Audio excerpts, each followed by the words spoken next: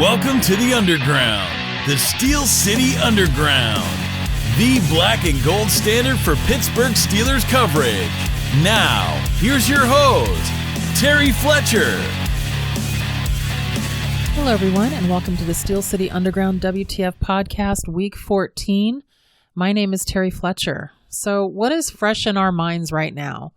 Well, yes, it would be the Ravens game and their 47-42 win over the Cleveland Browns. Yes, I said it right, 47-42. What in the entire WTF is that? I'm like, you've got to be kidding me. First of all, the Ravens were favored by 3. The very last 3 seconds, the Cleveland Browns tried to do that, backward pass thing where they're slugging it all over the field to try and get it, move it down. And there's no time left on the clock. And they ended up with a safety. So instead of 45-42 with the, game-winning field goal by Justin Tucker at 55 yards with 2 seconds left, no, it ended up being 47-42 because of a safety.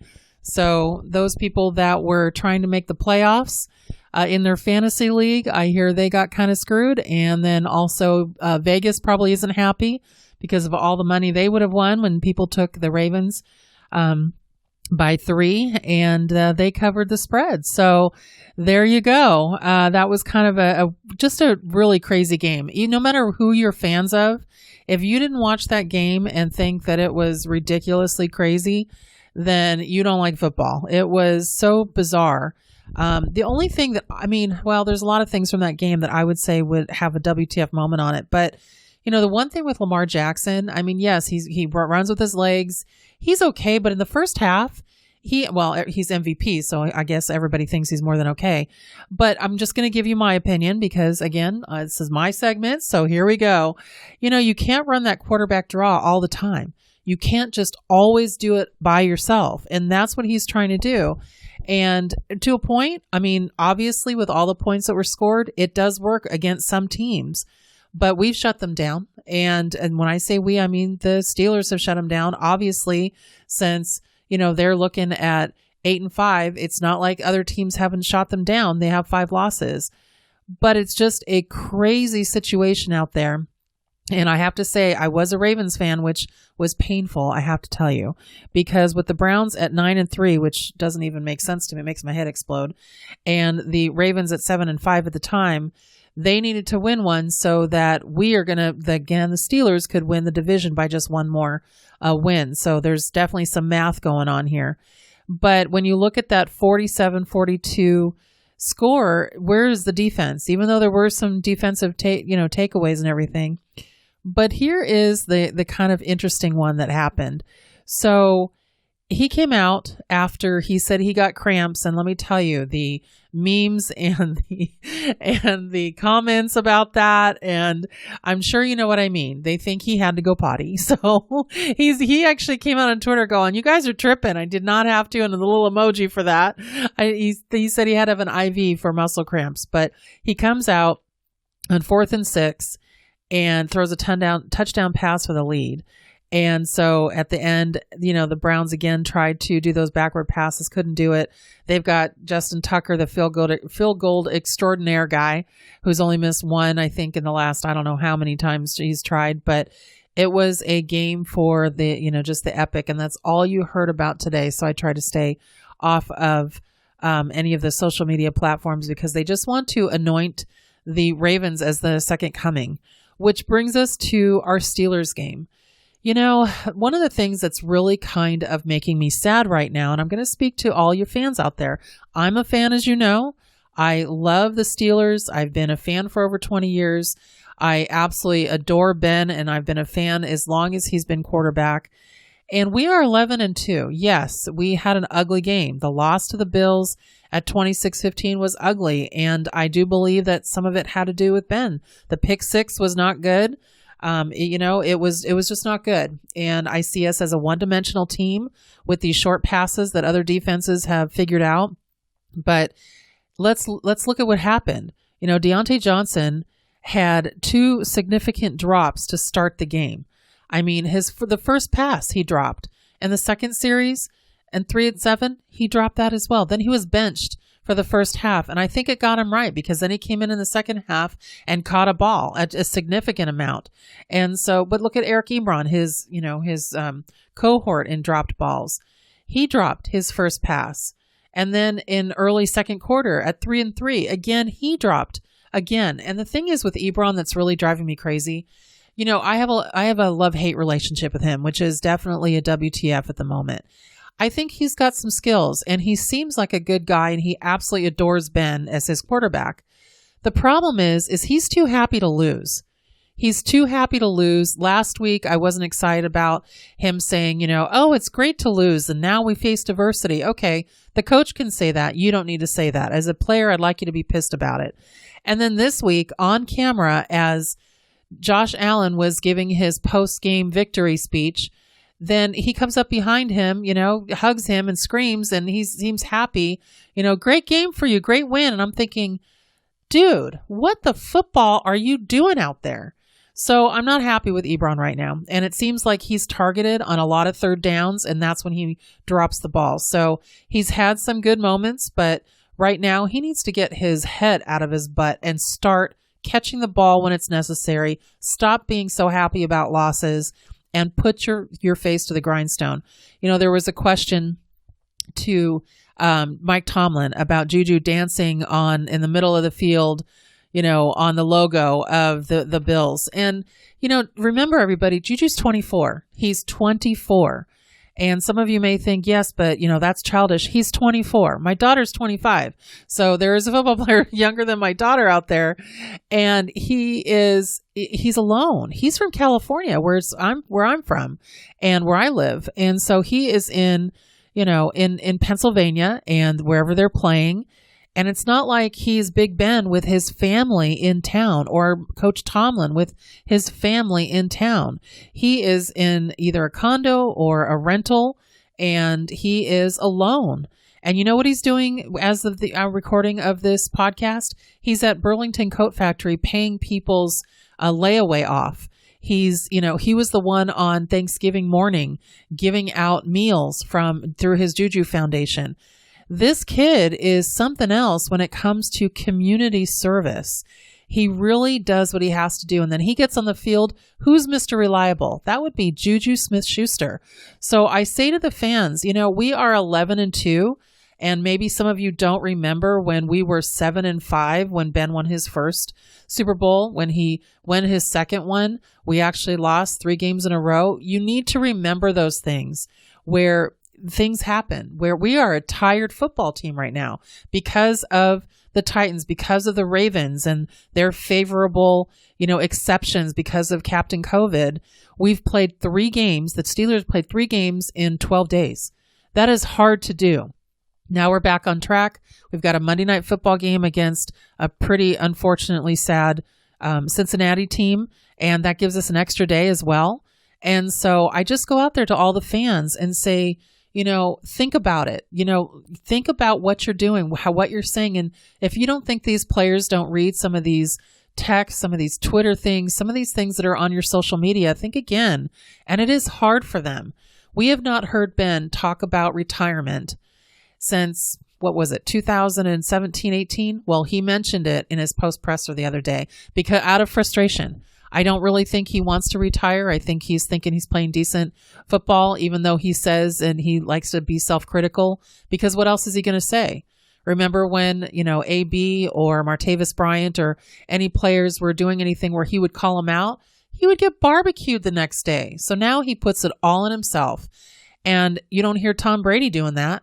You never hear Drew Brees doing that. They're talking about what the team isn't doing right, what this person doesn't do right. But Ben puts it on him. So I say to everybody, WTF, please stop with the negativity. Let's be positive. Where our team is at. Do you know how many teams would be so helpful and so happy to have an 11 wins? Now, I'm not saying we're a great team. I'm saying we are a team right now that's struggling on offense, but we have a great defense.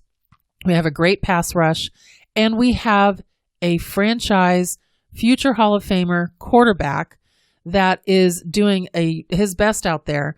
And in 3 games, with how many drops? Do we have 14 drops in 3 games? Drops means catchable balls. So where would we be if those drops didn't happen? Think about that. And I'm going to stop on that bandwagon only because I really, truly believe that this team is going to get to the Super Bowl. That's what I think. You can be saying, WTF, Terry, what are you thinking? But I ride and die with this team. So I really believe they're going to get there. So let's move on to around the league. And where are we looking at? We're looking at the Rams-Pats game. The Patriots, wow, lost 24-3. I feel bad for Cam Newton because I think he's trying, but he just doesn't have the pieces in front of him. And I don't think that team really plays to his strengths. And he's definitely not a quarterback that Bill Belichick knows what to do with. So I doubt he'll be there next year. It'll be interesting to see if he is, but it looks like they definitely are not going to win their division. I don't know if they're going to even get to the playoffs. I have to talk about the Chiefs. It looked like, maybe that they weren't going to, beat Miami, that Miami came out and they started out strong with, the first score. But yes, they're 12-1. And of course, Patrick Mahomes took over. They also took over the number 1 seed. And yes, it was a little bit head pounding for that. But, think about it. They won 33-27. They're not blowing out teams. Rarely are they beating any team, rarely, over 6 points. So think about that and where the Steelers are as far as when we do win, how many points are we beating teams by? A lot, 20.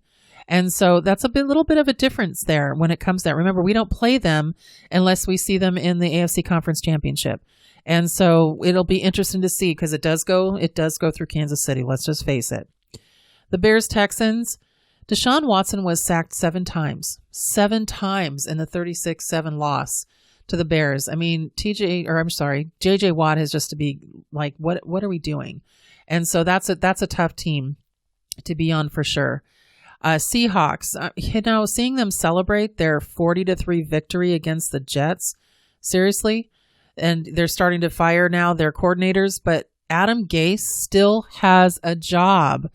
Let's say it with me. WTF, Jets. How does Adam Gase still have a job? I just don't get it. But I also really wish that everyone, no matter what, would stop asking for their quarterback. We don't want their quarterback over in the Jets. Please stop saying they need to come to the Steelers. We don't want them. Colts, Raiders. Oh man, if it wasn't John Gruden, if his name wasn't Gruden, would he be in the hot seat? I don't know. His loss to the Colts, 44-27, and that one, obviously, he fired his defensive coordinator from that really bad game last week. It'll be interesting to see if they actually can do anything. But with the Kansas City Chiefs in their division, they're probably thinking, well, we don't have a shot anyway. And so that's tough. It's almost like the Chiefs for them or what the Patriots have been for the Steelers all these years. So it'll be interesting to see where they end up handing out it's at the end of all of it. The Washington football team against the 49ers, 23-15. Alex Smith had to be pulled out for his surgery leg. He felt some tightness, and they're going to be very careful with him. He was on the sideline trying to stretch it out, and I just hope he makes it back. When you think of, WTF, you just think, what the football, Alex? Is it time to hang it up? I don't know. He came from almost not being able to ever walk again or having a leg. So I know he wants to be out there playing. I think when he's out there, he does a decent job. Both quarterbacks didn't do well, but they ended up winning anyway. So that's going to be interesting to see what happens. But what was the biggest upset? What was the biggest WTF? I would have to say it was benching Carson Wentz, the $128 million quarterback of the Philadelphia Eagles, for Jalen Hurts. So they're second round draft pick in Philly, and they beat the number 1 seed in the NFC, the Saints.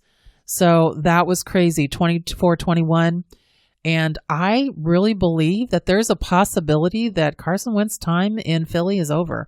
It'll be interesting to see if his contract is trade friendly, but that he's just regressed so much. I know that Doug Peterson's thinking, WTF, I have got to figure this out. And people seem to forget he was paid all that money. And who won the only Super Bowl in Philadelphia? It was backup Nick Foles. It was not Carson Wentz. So you have to remember that as well if you're going to, really look at that. One of the things I did want to bring up, and this is where I'm not really sure what's going on with our NFL refs. And I'm going to just This is my ending WTF for what the heck or what the football are those refs doing out there? I mean, I think Brian here at Steel City Underground can relate as well. You know, between 15 men on the field and they missed it, where the other side last night, where the Cleveland Browns coach had to actually challenge that. 15 guys. 15, not 13, not 12, 15, and they missed it. And how many times are we going to continue to be called for roughing the passer when even like Terry McCauley, even the ref that's on the media channel that's broadcasting the game says, I don't see it. Or when they don't call pass interference. I mean, you look at what they're calling for Tom Brady, what they're calling for any of these other, for Lamar Jackson, and now, for Josh Allen. It's like, who's the flavor of the moment? And they call these calls, but they don't call them for the Steelers. I'm getting really tired of it. But when I saw that 15 player on the field yesterday and they didn't call it, and he actually had to use his red flag for that, it makes you miss the replacement refs. What the heck? So that is my WTF. We've really got to figure out how we can get some decent refs in there, not just trying to win a game, but we're trying to not make the refs take the game out of the players' hands. And right now, I truly believe that's what they're doing. And so hopefully it'll get better. I can't get fined for that. Coaches can, but I can't. So there we go. All right, everybody. Next week. We are Monday Night Football, Cincinnati. I want to hear positive. I want to hear everybody cheering for our team. And we are going to make it to 12-2. So everyone, make it a great day, a great week, and thank you for listening to the WTF Steel City Underground podcast. We would like to thank you for listening and remind our listeners to follow us on social media and our website, www.steelcityunderground.com.